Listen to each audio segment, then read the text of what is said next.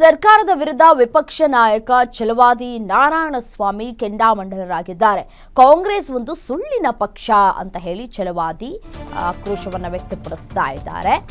Ballot ಇರೋವರೆಗೂ ದೇಶ ಇವರ ಕೈಯಲ್ಲಿ ಇತ್ತು. ಇವಿಎಂ ಬಂದ ಬಳಿಕ ಒಂದು ಚುನಾವಣೆಯನ್ನ ಗೆಲ್ಲೋದಕ್ಕಾಗ್ತಾ ಇಲ್ಲ ಇವರ ಕೈಲಿ ಅಂತ ಹೇಳಿ ಅಪಹಾಸ್ಯವನ್ನ ಮಾಡ್ತಾ ಇದ್ದಾರೆ.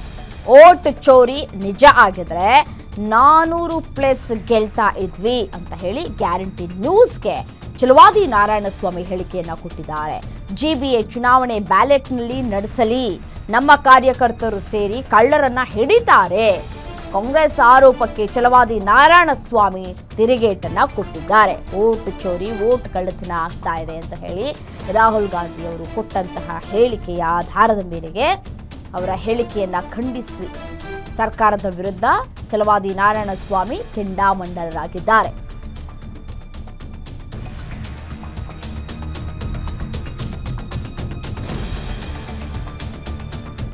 2024ರ ಲೋಕಸಭಾ ಚುನಾವಣೆಯಲ್ಲಿ ಎನ್ಡಿಎ ಮೈತ್ರಿಕೂಟ ಮತ್ತೊಮ್ಮೆ ದೇಶದಲ್ಲಿ ಸರ್ಕಾರ ರಚನೆ ಆದ ಬಳಿಕ ಪದೇ ಪದೇ ಕಾಂಗ್ರೆಸ್ನ ನಾಯಕರು ಆರೋಪ ಮಾಡ್ತಾ ಇರುವಂಥದ್ದು ಕಳೆದ ಚುನಾವಣೆಯಲ್ಲಿ ದೊಡ್ಡ ಮಟ್ಟದ ಒಂದು ವೋಟ್ ಚೋರ್ ಆಗಿದೆ ಅಂತ.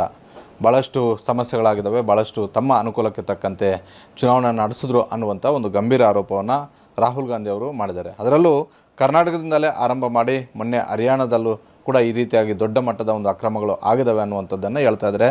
ಜೊತೆಗೆ ಕಾಂಗ್ರೆಸ್ನ ನಾಯಕರು ಕೂಡ ಇವತ್ತು ಅದನ್ನೇ ಜಪ ಮಾಡ್ತಾರೆ. ಅದರಲ್ಲೂ KPCCಯಲ್ಲಿ ಸಿದ್ದರಾಮಯ್ಯ ಮತ್ತು DK ಶಿವಕುಮಾರ್ ಜಂಟಿ ಸುದ್ದಿಗೋಷ್ಠಿ ಮಾಡಿ ನಮಗೆ ಈ ಚುನಾವಣಾ ವ್ಯವಸ್ಥೆ ಮೇಲೆ ನಂಬಿಕೆ ಇಲ್ಲ, ಹೀಗಾಗಿ GBA ಚುನಾವಣೆಗೆ ನಾವು ಬ್ಯಾಲೆಟ್ ಮೇಲೆ ಹೋಗ್ತೀವಿ ಅಂತ. ಹಾಗಾದರೆ BJPಯ ನಿಲುವೇನು? ನಮ್ಮ ಜೊತೆ ಇದರ ಬಗ್ಗೆ ಮಾತನಾಡೋದಕ್ಕೆ ವಿಧಾನ ಪರಿಷತ್ ವಿರೋಧ ಪಕ್ಷದ ನಾಯಕರಾದಂತಹ ಛಲವಾದಿ ನಾರಾಯಣಸ್ವಾಮಿ ಅವರಿದ್ದಾರೆ. ಸರ್, 2024ರ ಲೋಕಸಭಾ ಚುನಾವಣೆಯಲ್ಲಿ ಭಾಳಷ್ಟು ದೊಡ್ಡ ಮಟ್ಟದ ಅಕ್ರಮಗಳಾಗಿದ್ದಾವೆ, ಹೀಗಾಗಿ ನಮಗೆ EVM ಮೇಲೆ ನಂಬಿಕೆ ಇಲ್ಲ, ನಾವು GBA ಚುನಾವಣೆಯನ್ನು ಬ್ಯಾಲೆಟ್ ಮೇಲೆ ಮಾಡ್ತೀವಿ ಅನ್ನುವಂತಹ ಮಾತುಗಳನ್ನು ಕಾಂಗ್ರೆಸ್ ನಾಯಕರು ಹೇಳ್ತಾರೆ. ಸರ್, ಅದರಲ್ಲೂ ವಿಶೇಷವಾಗಿ DK ಶಿವಕುಮಾರ್ ಮತ್ತು ಸಿದ್ದರಾಮಯ್ಯ ಸುಳ್ಳು ಹೇಳೋದ್ರಲ್ಲಿ ಸಿದ್ದರಾಮಯ್ಯನವರು ಜನತಾದಳದಿಂದ ಬಂದರೂ ಕೂಡ ಕಾಂಗ್ರೆಸ್ನವರನ್ನೇ ಮೀರಿಸಿಬಿಟ್ರು. ಅವರು ಅಷ್ಟು ಸುಳ್ಳು ಹೇಳದೇ ಇದ್ದಿದ್ದರೆ ಅವರು ಮುಖ್ಯಮಂತ್ರಿ ಆಗುವಂಥ ಪರಿಸ್ಥಿತಿನೇ ಬರ್ತಿರಲಿಲ್ಲ. ಯಾಕೆಂತಂದರೆ ಕಾಂಗ್ರೆಸ್ ಅನ್ನೋದೇ ಒಂದು ಸುಳ್ಳಿನ ಮನೆ. ಅದರಲ್ಲಿ ಅವರನ್ನು ಮೀರಿಸಿದ್ರಿಂದ ಅವರು ಮುಖ್ಯಮಂತ್ರಿ ಆಗಲಿಕ್ಕಾಗಿತ್ತು. ಸುಳ್ಳಿನ ಸರ್ದಾರ ಅವರು. ನಾನು ಕೇಳ್ತೇನೆ ಅವ್ರನ್ನ, EVM ತಂದಿದ್ದು ಯಾರು? ನೀವೇ ತಂದು ಈಗ ನೀವೇ ಆಪಾದನೆ ಮಾಡ್ತಿದ್ದೀರಿ. ಇದು ಎಷ್ಟು ಸರಿ? ಎರಡನೇ ವಿಷಯ, ಒಂದು ಸಮಯ ಈ ರೀತಿ ಕಳ್ಳ ಮತದಾನ ಆಗಿದೆ ಅನ್ನೋದೇ ಸತ್ಯ ಆದರೆ ನಿಮ್ಮ ಪ್ರಕಾರ ನೀವು 100 ಸುಳ್ಳನ್ನು 100 ಸಾರಿ ಹೇಳಿ ಅದನ್ನು ಸತ್ಯ ಮಾಡಲಿಕ್ಕೆ ಹೊರಟಿದ್ದೀರಿ. ಗೋಬೆಲ್ಸ್ ಥಿಯರಿಯ ಓನರ್ಸ್ ನೀವು. ಬಿಡಿ, ಅದೇ ಮಾಡಿ, ನೀವು ಜನ ಅದನ್ನು ತೀರ್ಮಾನ ಕೊಡ್ತಾರೆ. ಆದರೆ ನಮ್ಮದು ಇದ್ದಿದ್ದೆಷ್ಟು? 400 ಸೀಟು. ಈ ಸಾರಿ 400 ಪಾರ್ ಅಂತ ಮಾಡಿದ್ವಿ. ಹಾಗಿದ್ದರೆ ಕಳ್ಳತನ ಮಾಡೋದಾದರೆ ಅದನ್ನು ಮಾಡ್ಬೋದು, ಅಚೀವ್ ಮಾಡ್ಬೋದಾಗಿತ್ತಲ್ಲ. ನಾವು ಯಾಕೆ ಮೆಜಾರಿಟಿಗೆ ಕಡಿಮೆ ಬಂದ್ವಿ? ಇವತ್ತು ಯಾಕೆ ನಾವು ಎಲ್ಲರೂ ಬೇರೆಯವ್ರ ಸಪೋರ್ಟ್ ಬೇಕಾಗಿತ್ತು? ಅಂದರೆ ಇಲ್ಲೇ ಅವರ ಸುಳ್ಳುಗಳು ಪ್ರತ್ಯಕ್ಷವಾಗಿ ಕಾಣ್ತದೆ. ಆ ರೀತಿ ಮಾಡಲಿಕ್ಕೆ ಸಾಧ್ಯ ಇಲ್ಲ. ಇವತ್ತು ಬ್ಯಾಲೆಟ್ ಪೇಪರ್ ಮೇಲೆ ಮಾಡ್ತೀವಿ ಅಂತ ಹೊರಟಿದ್ದಾರೆ. ಮಾಡಿ ನೋಡಿ ಒಂದು ಸಾರಿ. ಯಾಕೆಂದರೆ ಬಾಬಾ ಸಾಹೇಬ್ ಅಂಬೇಡ್ಕರ್ರವರನ್ನು ಕೂಡ ನೀವು ಬ್ಯಾಲೆಟ್ ಪೇಪರಲ್ಲೇ ಸೋಲಿಸಿದ್ದಲ್ವಾ? ನಿಮಗೆ ಸುಲಭ ಅದು. ಯಾಕೆಂದರೆ ಗೂಂಡಾಗಿರಿ ಮತ್ತು ಈ ರೀತಿ ಮಾಲ್ ಪ್ರಾಕ್ಟೀಸ್ ಮಾಡೋದು ಕಾಂಗ್ರೆಸ್ಗೇನು ಹೇಳ್ಕೊಡ್ಬೇಕಾಗಿಲ್ಲ.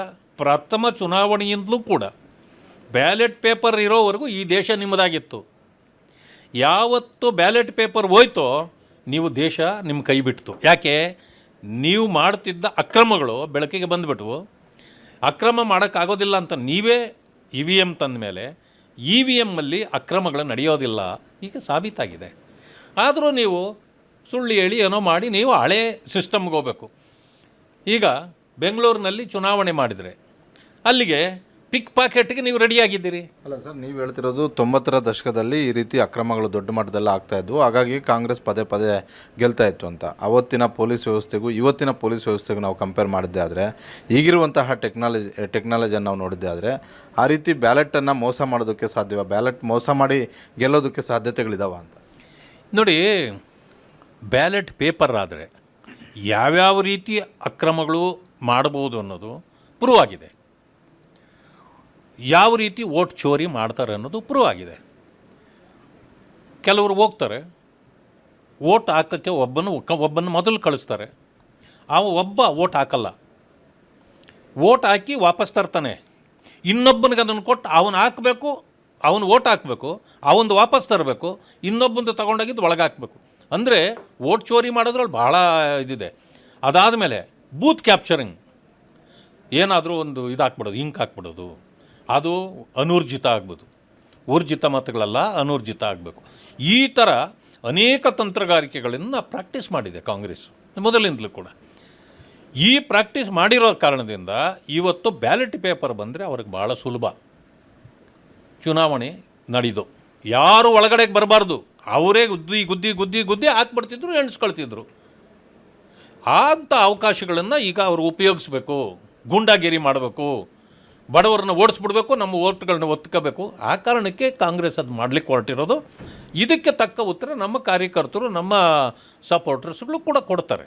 Thank you sir. ಇದಿಷ್ಟು ವಿಧಾನ ಪರಿಷತ್ ವಿರೋಧ ಪಕ್ಷದ ನಾಯಕರಾದಂತಹ ಚಲವಾದಿ ನಾರಾಯಣಸ್ವಾಮಿ ಅವರ ಒಂದು ಮಾತು. ಕ್ಯಾಮ್ರಾಮನ್ ವಿನಯ್ ಜೊತೆ ಮಾರುತಿ ಪಾವಡ, ಗ್ಯಾರಂಟಿ ನ್ಯೂಸ್, ಬೆಂಗಳೂರು.